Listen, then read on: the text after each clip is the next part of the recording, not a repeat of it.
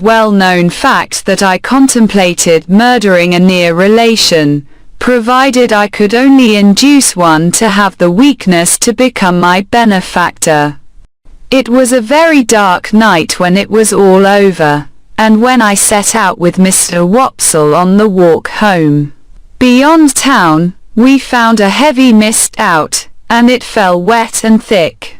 The turnpike lamp was a blur, quite out of the lamp's usual place apparently, and its rays looked solid substance on the fog. We were noticing this, and saying how that the mist rose with a change of wind from a certain quarter of our marshes, when we came upon a man, slouching under the lee of the turnpike house. "Halloa," we said, stopping. "Orlick, there?" "Ah," he answered, slouching out. "I was standing by. A minute, on the chance of company." "You are late," I remarked.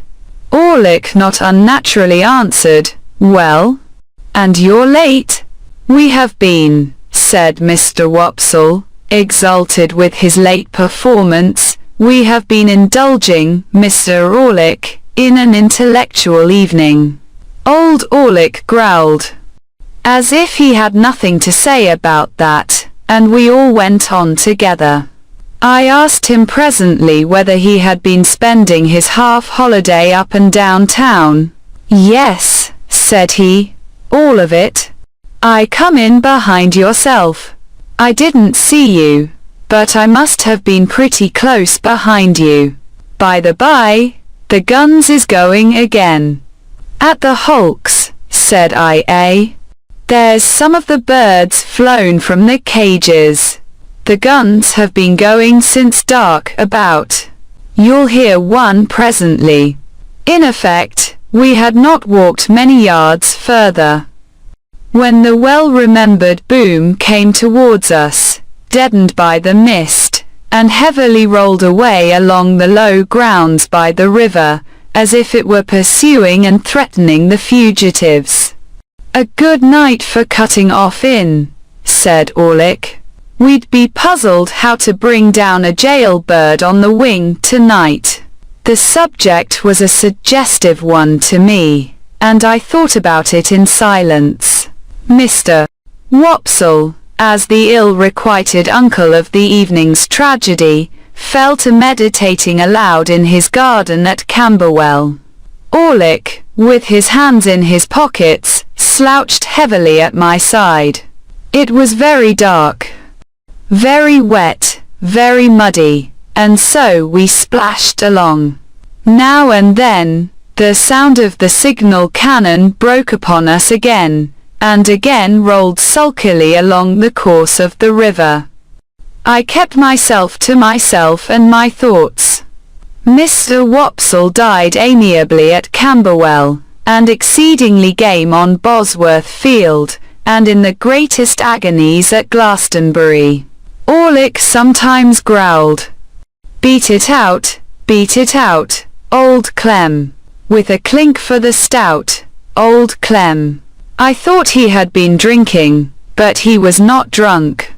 Thus, we came to the village. The way by which we approached it took us past the Three Jolly Bargemen, which we were surprised to find, it being 11 o'clock, in a state of commotion, with the door wide open, and unwanted lights that had been hastily caught up and put down, scattered about. Mr. Wopsle dropped in to ask what was the matter, surmising that a convict had been taken, but came running out in a great hurry.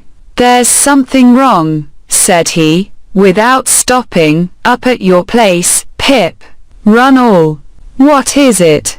I asked, keeping up with him. So did Orlick, at my side. "I can't quite understand. The house seems to have been violently entered when Joe Gargery was out. Supposed by convicts. Somebody has been attacked and hurt." We were running too fast to admit of more being said, and we made no stop until we got into our kitchen.